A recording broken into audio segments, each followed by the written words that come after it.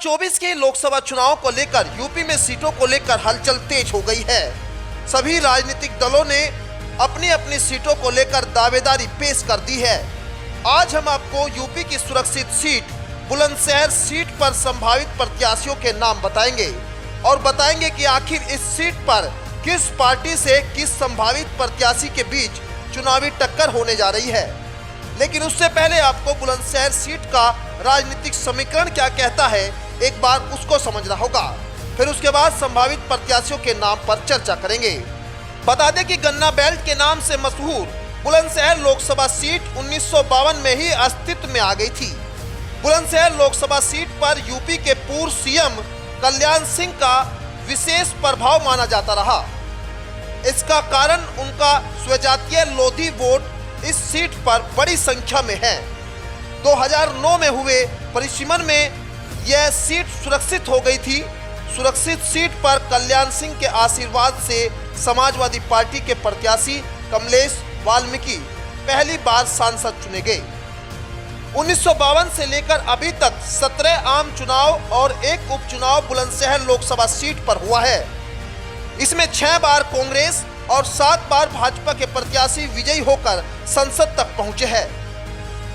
भाजपा का गढ़ माने जाने वाली बुलंदशहर सुरक्षित लोकसभा सीट पर 2019 में भाजपा के भोला सिंह ने जीत दर्ज की थी और बीएसपी की ओर से यहां योगेश वर्मा दूसरे नंबर पर चुनाव हार गए थे। बता दें कि इस सीट पर लोधी दलित मुस्लिम मतों की बहुलता है। जाट ब्राह्मण ठाकुर मतदाता भी यहाँ निर्णायक स्थिति में हैं। इसके अलावा पिछड़ी जाति के मतदाता भी परिणाम को प्रभावित करने की ताकत रखते हैं। 1991 में बसपा सुप्रीमो मायावती भी इस सीट से चुनाव लड़ चुकी है, लेकिन उन्हें चौथे नंबर पर संतोष करना पड़ा था। चुनाव में एक बूथ पर विवाद होने पर मायावती को जेल भी जाना पड़ा था। इसके बाद फिर कभी उन्होंने बुलंदशहर से चुनाव नहीं लड़ा।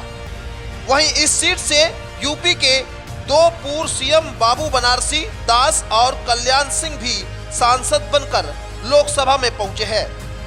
बाबू बनारसी दास 1983 में उपचुनाव में जनता पार्टी के टिकट पर सांसद चुने गए थे, जबकि कल्याण सिंह 2004 में भाजपा के टिकट पर बुलंदशहर से सांसद बने थे।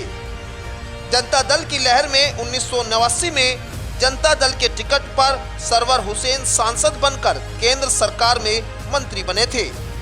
2019 के लोकसभा चुनाव में भोला सिंह ने यहां से बड़े अंतर से जीत दर्ज की थी। ये तो हुई राजनीतिक समीकरण की बात। अब राजनीतिक पार्टियों के संभावित प्रत्याशियों के नाम पर एक नजर डालते हैं। बता दें कि बीजेपी की ओर से वैसे तो 5 से 6 उम्मीदवारों का बायोडाटा शीर्ष नेतृत्व को भेजा गया है, लेकिन मौजूदा सांसद भोला सिंह का नाम इस बार भी प्रबल दावेदारों में माना जा रहा है।